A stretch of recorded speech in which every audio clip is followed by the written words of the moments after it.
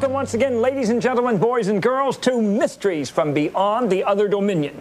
I'm your host, Dr. Franklin Rule, and today we're going to ask if UFOs are living creatures from outer space, tell you about Ogopogo, Canada's renowned lake monster, report on the most famous phantom ship in the annals of maritime history, and perform for you the amazing straw in the potato experiment, and cover other intriguing subjects. But first, are UFOs creatures from outer space?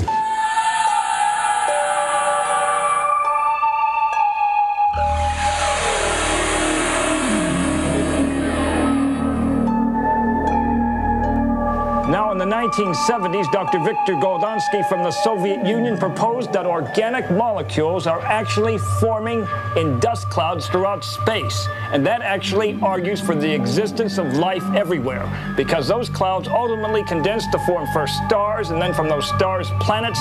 So in a sense, all of those planets are seeded with the basic ingredients for life. But beyond that, those organic molecules are still floating about in space. Over 20 billion years of time, they may well have evolved all shapes and sizes. For example, they may be spherically symmetrical in nature, oblate spheroidal, which is saucer-shaped, or prolate spheroidal, which is cigar-shaped, the three most common shapes of UFOs. And they may assume other shapes, such as serpentine in nature. They may also range from the microscopic to the macroscopic. Larger entities may actually feast on smaller ones, or they may be consuming basic dust and gas. We call these entities zeroids because they exist in zero temperature and with zero atmospheric pressure.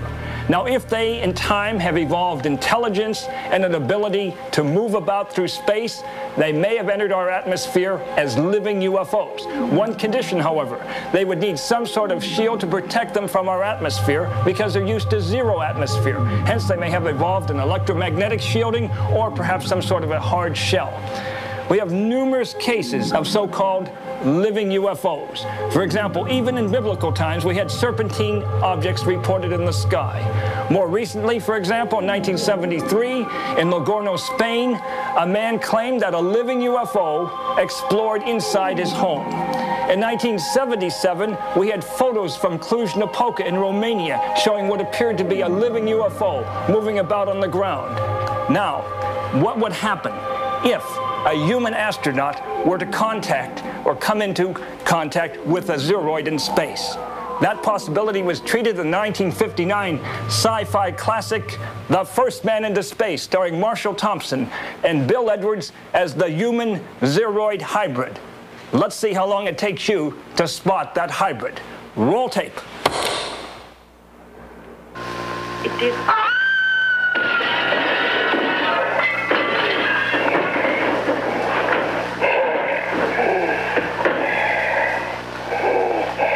Can't breathe. Shit. Sit down in the planes. Come on in. Please watch it quick. By the way, that was the late actor Marshall Thompson portraying the normal brother in uniform.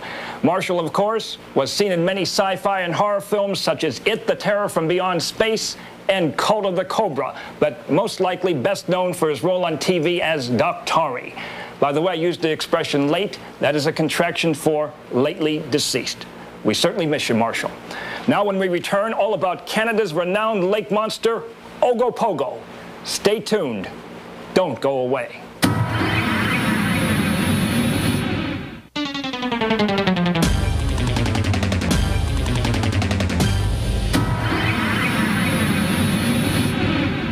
Welcome back. Now, in Scotland and Loch Ness, we have Nessie. In Lake Erie in America, we have Bessie. In Lake Ikeda in Japan, we have Issy. And in southern British Columbia, in Lake Okanagan, we have Ogopogo. Since 1700, both Indians and settlers have reported seeing Ogopogo. Indeed, the Indians called him Nahaha-ikt, and would carry, when they traveled by canoe on the lake, either a dog or chicken as a sacrifice to Ogopogo so he would not bother them. Since that time, there have been multiple sightings, including in the 20th century.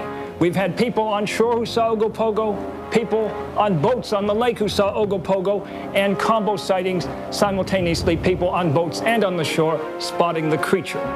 Descriptions vary. Length, for example, has ranged from 25 feet to 75 feet. Coloration from grayish to blackish with a serpentine shape, or in some cases, yellowish green with several humps. So there has been a wide disparity in those descriptions. And you might ask, why don't they just send divers down to find them? In 1977, 60 scuba divers were sent to the bottom of the lake, and they unfortunately could not find Ogopogo. But again, as I say, this is not a backyard pond. Now, what are the possibilities? And I might mention there have been film footages taken of him, single photos as well as video, nothing definitive. So a possibility does exist that it's a hoax.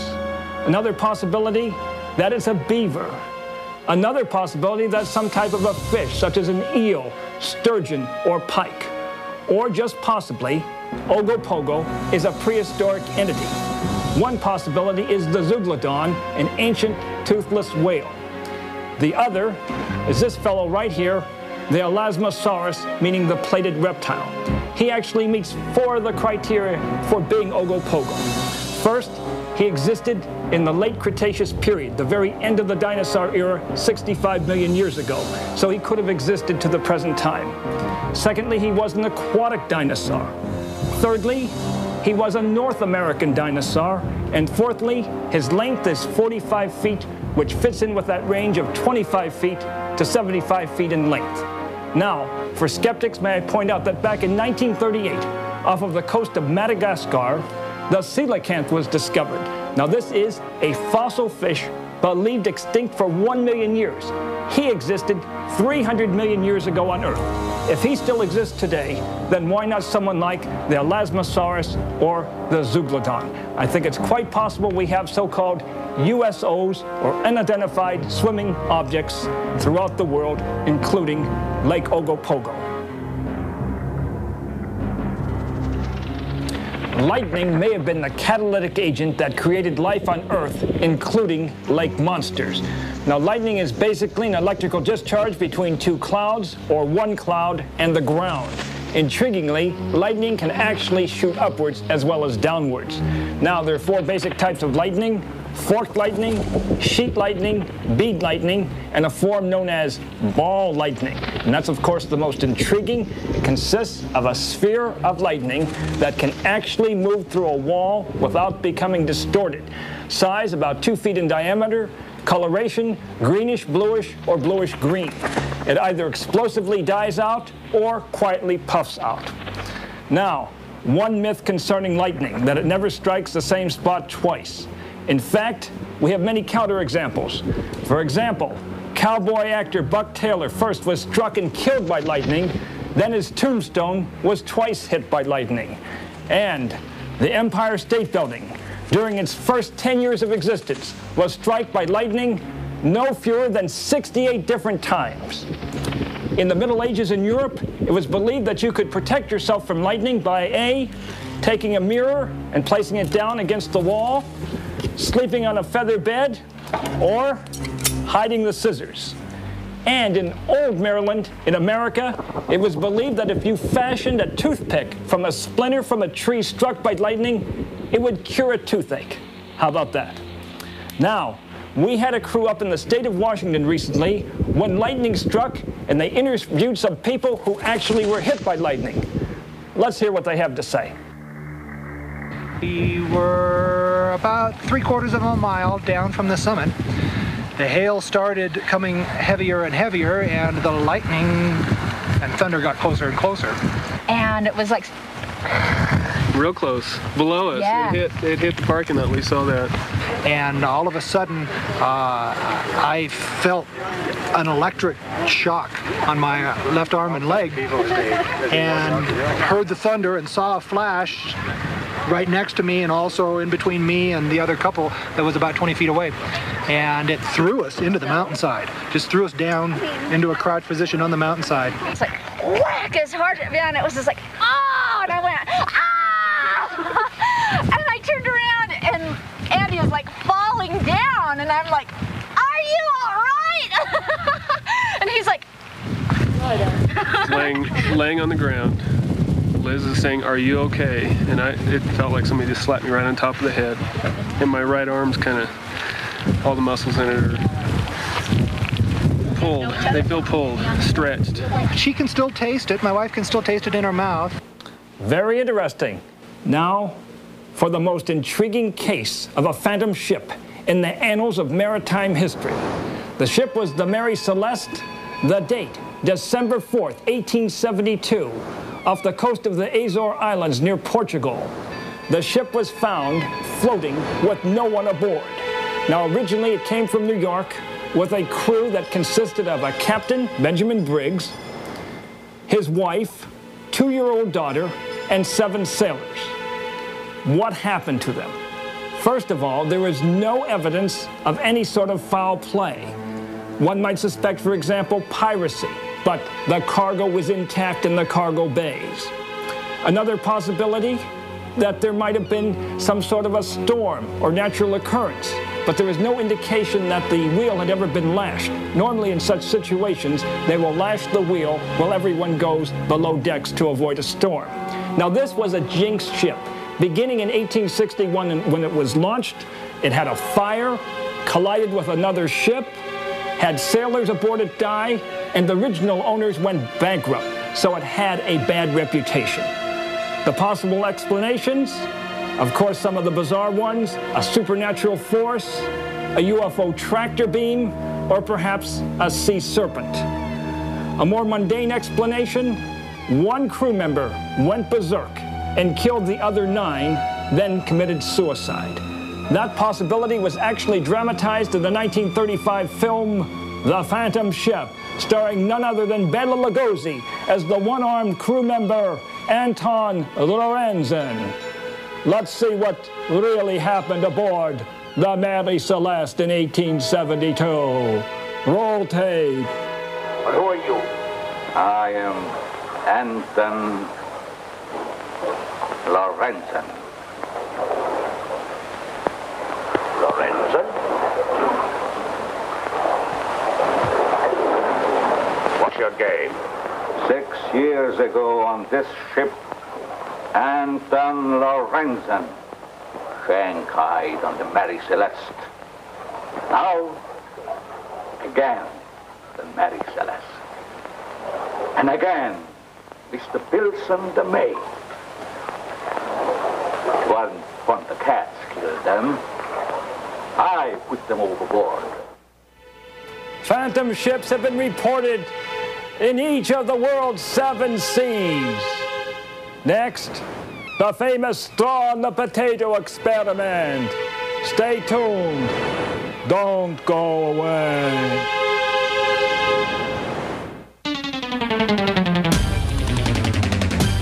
Welcome back, and now it's time for the trivia question of the day. Let me extricate it here from its paper prison. The question: which U.S. president introduced French fries to America? The prize, the only prize, is 1 pat on the back that you'll have to administer to yourself if and only if you have the correct answer. Think about it, and I'll give you some intriguing facts about potatoes. First, worldwide, there are 5,630 varieties of potatoes. Back in Germany, the emperor, whose name was Frederick Wilhelm, ordered all peasants to plant potatoes upon threat of losing their ears and noses. The potato was introduced to America from Bermuda, and French couriers used to whiten their wigs using potatoes. And it's a myth that you should eat potato skins for nutrients. Actually, those skins contain poisons known as alkaloids. Indeed, a few years ago at the University of Maine, researchers in the morning ate several baked potatoes with their skins on. By afternoon, they were all barfing. So, boil potatoes without skins.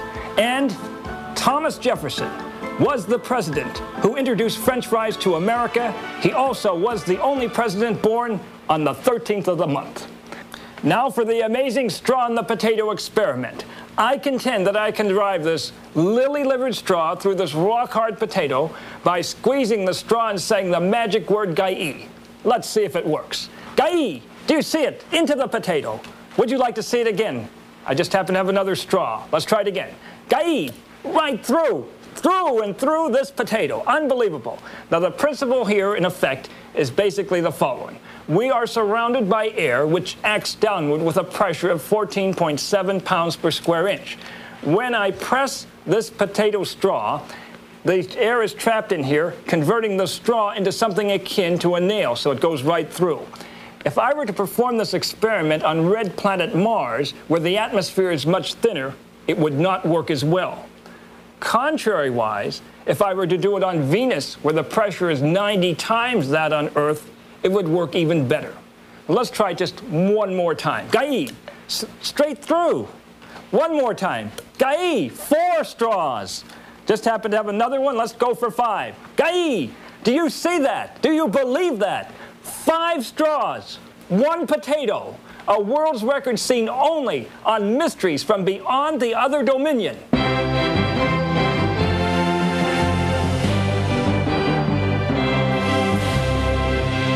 Now for one of the most intriguing structures in America, the Hotel Willow up in Jamestown in Northern California, where in July of 1955, 65, 75, and 85, they've had fires. We sent our loyal reporter Dennis up to get the inside story. Take it away, Dennis. I'm here in Jamestown, California, an old mining community, and behind me is the Hotel Willow.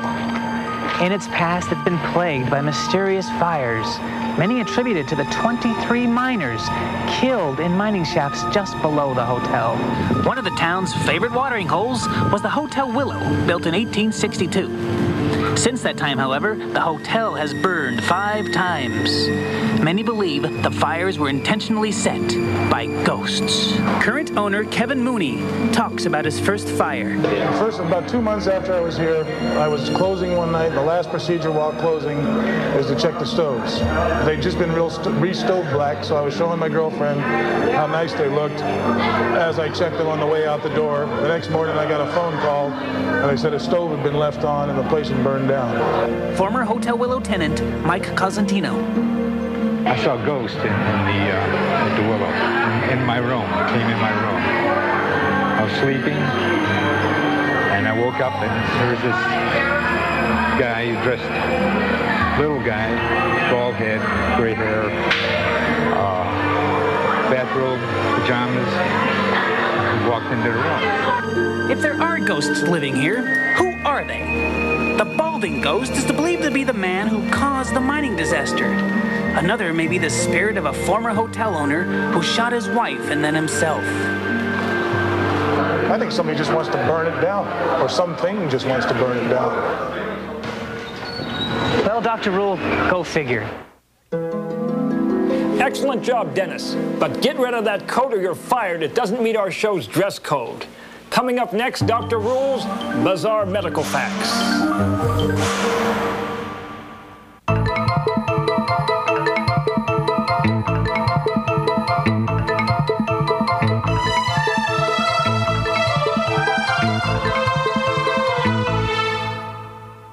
Welcome back to the world of bizarre medicine. I'm a PhD in nuclear physics, not an MD, but I've always been intrigued by the world of bizarre medicine. Let's see what's in the little black bag today. Ugh. A shoelace bezoar.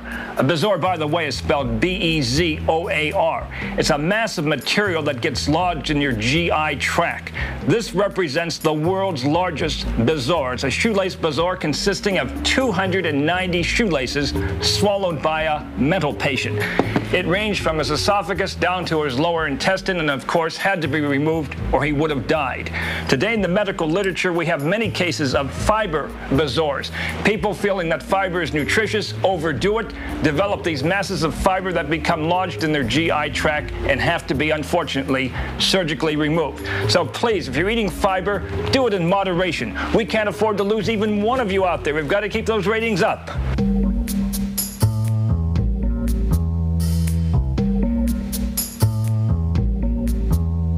Time for our video mailbag. Sarah Lee Carrasco of Sylmar, California, sent in this question. Let's listen. Hi, Dr. Roll. I watch your show all the time, and I've always wondered, where does peach Melba get its name from? Well, thank you very much, Sarah Lee. Melba toast, of course, is just toasted bread. It's diet food. And Peach Melba consists of peaches, ice cream, and raspberry sauce. It's anti-diet food. Now, both were named after opera star Nellie Melba, a soprano famous in the late 1800s and early 1900s. Intriguingly, her real name was Helen Mitchell, but she was born in Melbourne, Australia, and changed her name in honor of her hometown to Nellie Melba. So these two dishes are actually named after Melbourne, Australia. How about that? Facts you hear only on Mysteries from Beyond the Other Dominion. Now, if you have a question for us, or an answer, that is, you've uncovered an intriguing fact, put yourself before the camcorder. Or if you've shot a footage of a Bigfoot, lake monster, UFO, or ghost, send it to us. We don't promise to use it, but if we do, you'll have a small measure of success, and that's certainly better than a slap on the belly with a wet trout. And send it to the address shown on screen. Until next time, may the power of the universe be with you.